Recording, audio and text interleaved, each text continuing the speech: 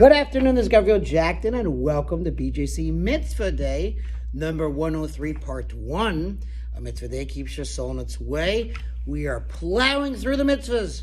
Once again, there's 613 mitzvahs combined for the entire Jewish people, 248 positive, 365 negative.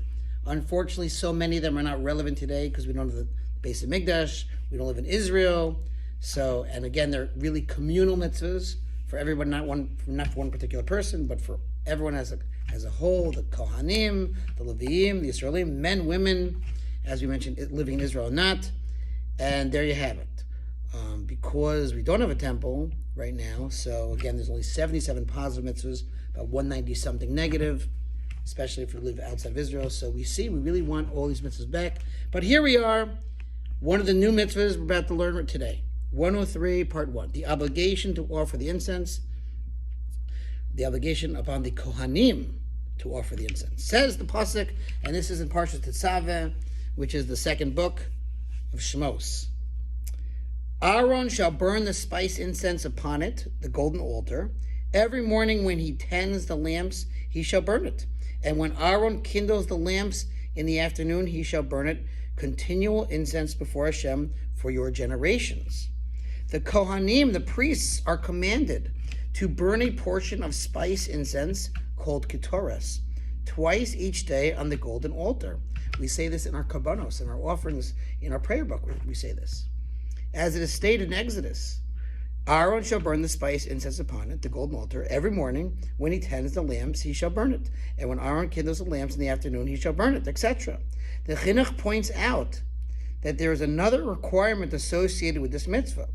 Also, each and every year, it is a mitzvah upon the Kohanim to produce a quantity of ketores, of incense, sufficient for them to burn the daily portions on the altar throughout that year. They make one massive amount of ketores, in accordance with the obligation that we have just mentioned. The Chinuch addresses whether the production of ketores, incense, should be enumerated as a separate mitzvah.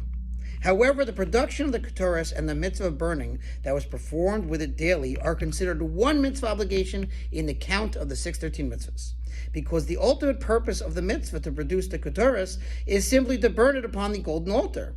Thus, although we find two separate verses containing commands regarding the production and the burning of the ketores, as it is stated in Parshas Kisisa, take for yourself spices, etc., referring to the mitzvah of producing the ketores, and it is written here in Parshas Tetzaveh, Aaron shall burn the spice incense upon it, etc., referring to the mitzvah of burning the ketores.